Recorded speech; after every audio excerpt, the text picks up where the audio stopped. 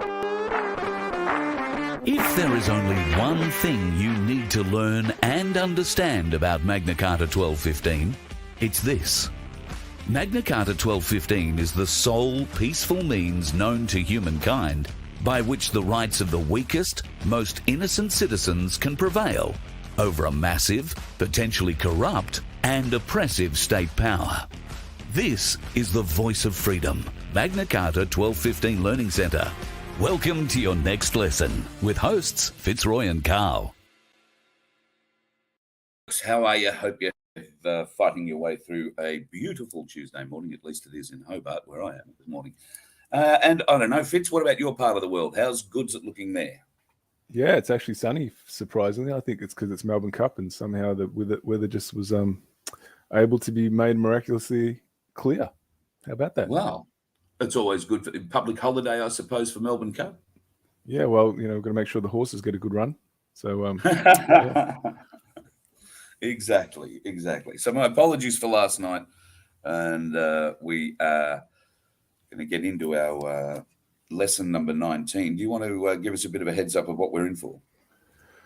Obviously it's a bit difficult when there's a break. So if people remember what happened, I think it was 2 weeks ago, we started leading into how the mind control structure works, how it permeates deeply into our consciousness, and we are running our own slavery structure without being aware that we're doing it to ourselves. So it's just an extension of that. When I originally shaped the lessons, I think I had 50-something slides, and I knew that there's no way that was going to fit into one show, so I've had to break it up into 3 separate lessons. So this is part 2 of what would have been all in one show if we had 3 or 4 hours to do it, obviously.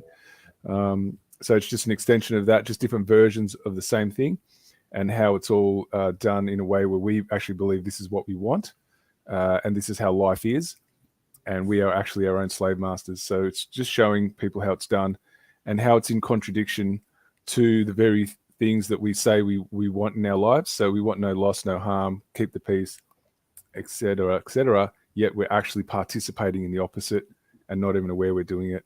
And so any system that lives in contradiction to its own values is going to always, go down a path of demise. So unless we actually recognize the actual truth about what we're doing to ourselves in our day-to-day lives, the things that we espouse to say we want, but then our actions and behaviors are in contradiction to that, unless we can actually start looking at that honestly, there's very little change that's going to happen. So this is an opportunity for people to, take a proper look into what they do, what things they've committed into, and what they've, promoted. And if they don't do that, then they're going to really struggle to, create the new world that they say they seek. So you hear terms like, "Oh, everything's up for negotiation." Well, this is a really good opportunity to come true and good on that, what we're going to uncover today. All right, shall we get into the first slide? Yes, let's do it. Causal factors. Without recognition and acknowledgement of the causal factors that are the source of self-inflicted suffering, one cannot liberate themselves from the invisible prison of social control as prescribed by the domination control hierarchy structures. So this is just a recapping of what we touched on the previous week, and just setting up the scene for what we're going to dig into to understand the deep nature of how control structures work, how many people believe they're actually, even in the truth movement, are in charge of their own decisions without realizing that they've been manipulated into pretty much all of them. And if you don't know that you're being manipulated into all of them, you're going to actually believe that you have some say in your life, and that's what you actually want without realizing that you're acting in contradiction. So this is just setting up what we're going to, dig into. Okay, cool. Moving on. Religion, from the Latin verb religere, to tie back, to hold back, to thwart from forward progress, or to bind, a system of control based in unchallenged dogmatic belief which holds back the progress of consciousness. Same thing. Religion, a lot of people, most people, and I used to be like this too, used to believe it was something to do with, your faith in, a deity. That, in the previous years, and that has started shifting in my consciousness to understand the true nature of what a religion is. And so I really like this description because there's so many different ways in our day-to-day lives that we do hold these dogmatic beliefs and we don't even challenge them. And so we're going to sort of dig into what that looks like, how it plays out in our day-to-day life, how it's right in our faces. And most of us don't even want to look at it. We have some sense that something doesn't feel right, but we just sort of stop it there. We don't actually investigate. So today, if you're willing, we're going to investigate, and it's going to be quite confronting. I can see it being quite confronting for most people. All right. Good slaves.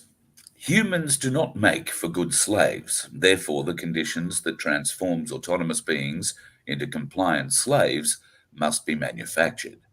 Once the ego kicks in and attaches to the slavery structure one has invested their life force energy into building, the transformation from autonomy to slavery is complete.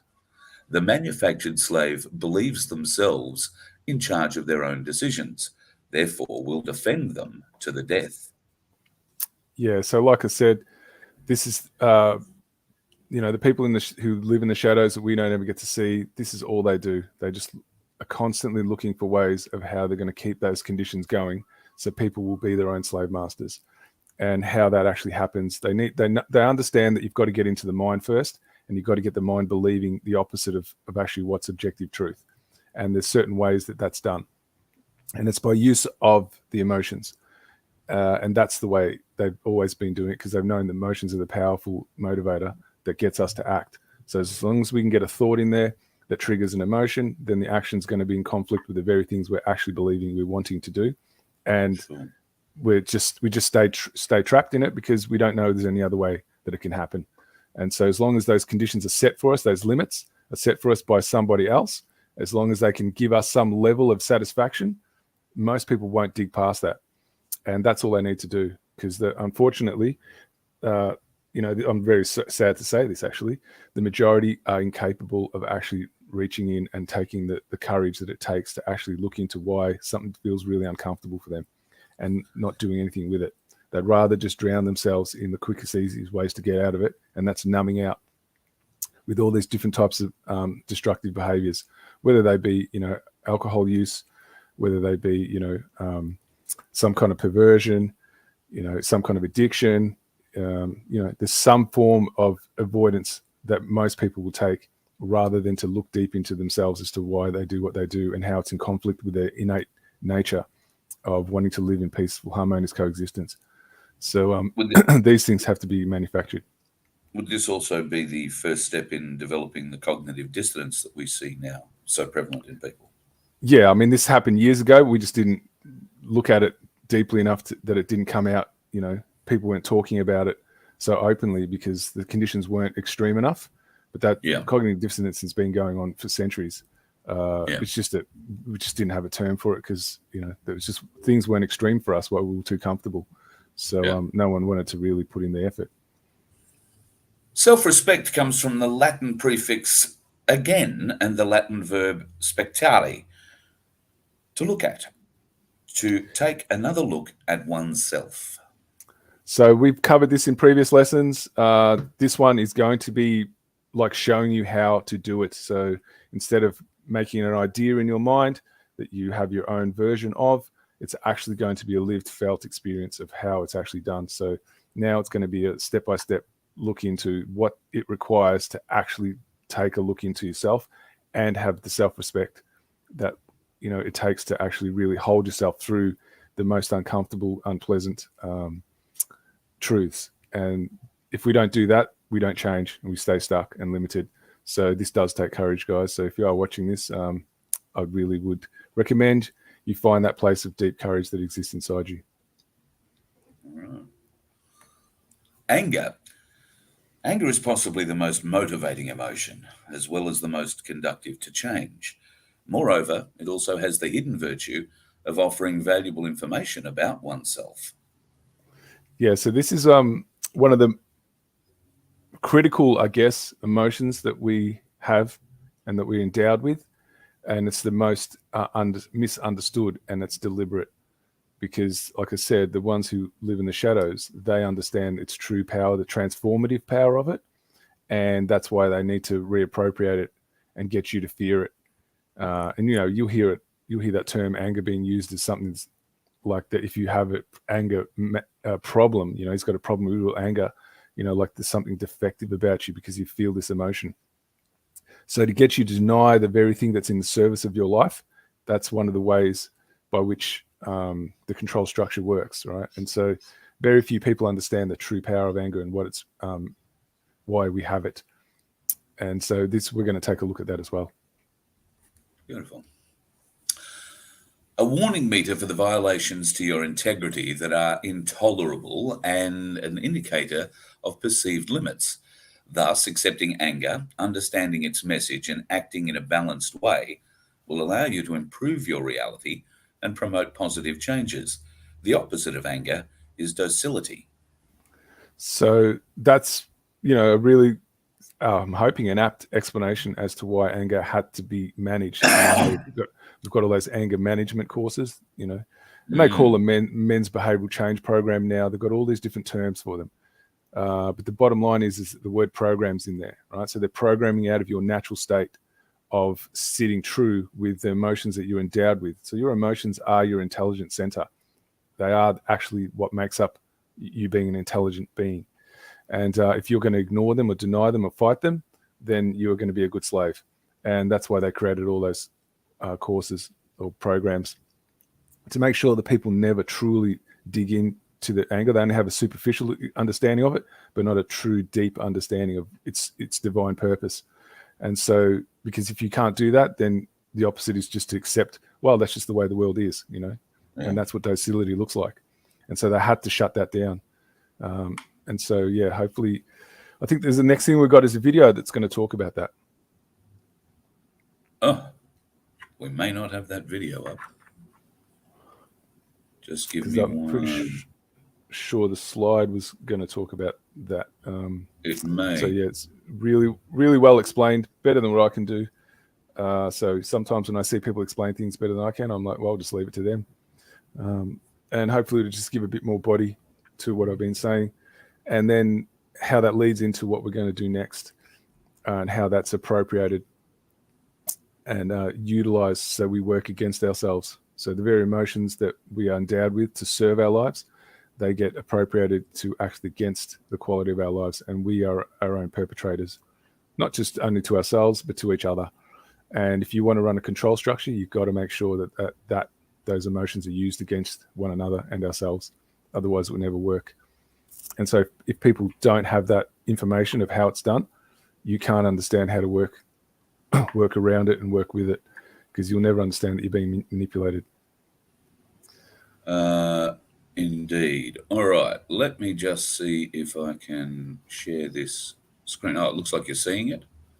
No, still got the slide up, I'm afraid, my friend. Okay. Let me come back to my StreamYard.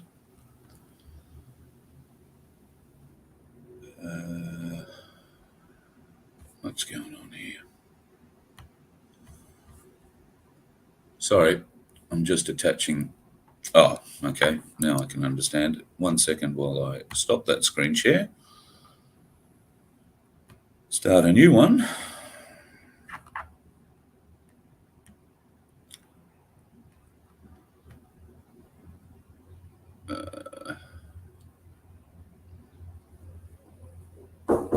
This is very problematic.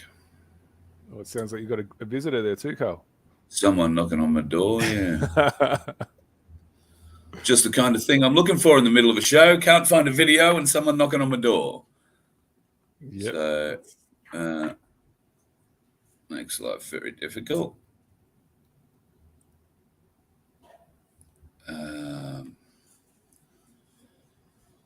I'm struggling here, Fitz. Yes, I'm noticing. Oh, God. I've never had somebody turn up at my door in the middle of a show before. It's going to be a first, but it looks like it's going to be a first of many things. Yes, I'm just downloading that video for 1 second. For whatever reason, it's not opening in the file that I thought it would open in. So give me 1 second here. Right.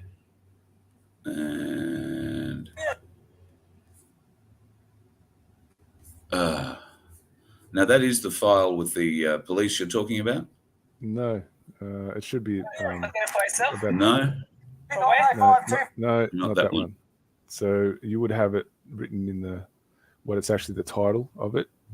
It'll be the title written in the slide, and then that title lines up with the actual name of 5,000 the video. emails that I have in my inbox. That's what that title lines up with. Do you have it handy at your end you can share? Not right now. Let's see if I can bring it up. That's two of us. I'm just back at the email that you sent with, here's the updated bits. And Oh no, it's the one I sent you yesterday. So it said lesson 19 on it. yeah, all I've got in that's a PowerPoint. Didn't have the actual list of all the videos in it in the body of the email. Oh, I beg your pardon. Further down. And so it had all the links I and need everything. access to them all, Fitz. I need access to them all. Yeah, so possibly we might just pull a pin on the show. What do you reckon, Carl? Because it's not going to work. It's difficult when I don't have all the bits loaded. Do we want to have another go a little later on? Don't think I'm going to have time today, so we might have to do it another time. Maybe we'll just reschedule it for next Monday. All right. My apologies, folks. It's, that's weird. I don't know why it's always asking for that request for some reason. All right. Look, I do apologize. I can't get anything without having permissions, so it's not allowing me to get them. So I'll just send them all permissions and we'll reschedule it. Fitz, my apologies. All right. Goodbye, everyone. That was the shortest show we've ever done. It was the shortest show we've ever done. Well, let's make up for it. We'll do the longest one we've ever done shortly. Yep. All right. Have a good morning, everybody. See ya. Just going to cancel this out, folks. Once again, my apologies. All the fun of when we're being on the road. We don't have enough stuff arranged. So I will go ahead, try and figure all this out, and we'll reschedule a little later on. Hopefully, maybe this afternoon or sometime over the next day or two. We'll talk to you then. All right, folks. Cheers. Thank you.